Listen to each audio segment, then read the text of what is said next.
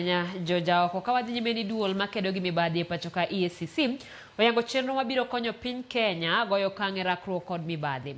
Kwan omenda duto madwarore mar keto chenrono e tim oyangi ni en Sh674.4.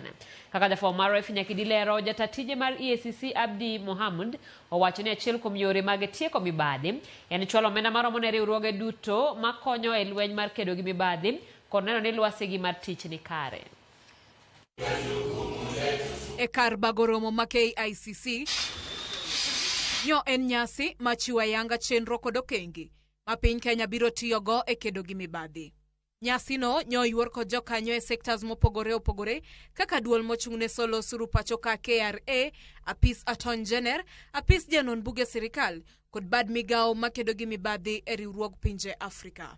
Koloso e kinde nyasi no, wendo modhial Dorcas Oduor mabende e Attorney General ma pacho ka wacho ni chenro no moyang kod duol makedo gi mibadhi EACC en ranyisi ni piny Kenya oikore makare mar rakore kod mibadhi. These vices drain public resources, erode public trust, and stifle economic growth. Through this plan that we are launching today, we are sending a clear message that Kenya is resolute in its pursuit of an integrity-driven society.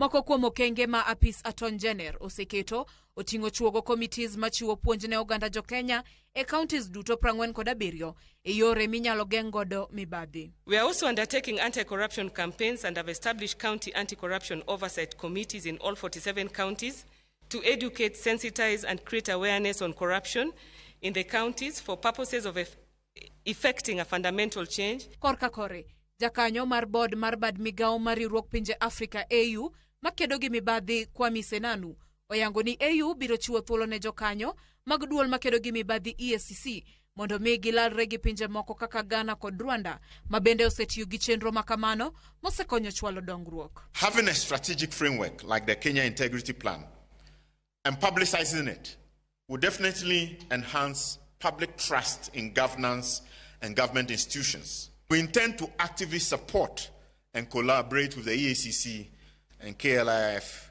regarding efforts to build a more transparent, accountable, and corruption-free nation. The AUABC will leverage platforms to share information on good practices identified from the implementation of executing your Kenya Integrity Plan, with the intention of deepening regional integration as well as bolstering our continental efforts to eradicate corruption and to promote good governance. Kaluwore gi jatatije mar EACC Abdi Mohamud, onge mar aluora makare matich kod rem chwalo omenda moromo ne EACC en achiel kuom gigo mosemono duol no goyo okang' e rakruok kod mibadhi. One of the key strategic interventions requires us to strengthen enforcement and oversight institutions responsible for combating corruption and promoting accountability.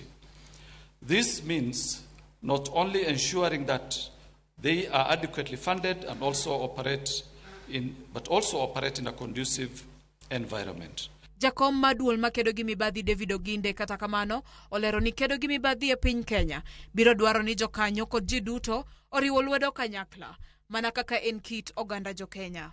One of the unique attributes of Kenyans is our ability to unite and work together to confront and overcome challenges that stand against us. I believe if we unite in this same spirit, we can rescue our nation from this existential threat. Piny Kenya koro chako wuoth machielo makedo gi mibadhi. Wuoth madwaro mondo mi okete tim okenge manyalo tieko mibadhi. Penjo maduong' en kapo nono wuodhno biro nyago lemo koso biro dong' mana kaka singo. Nyakidi, Ramogi TV, Nairobi.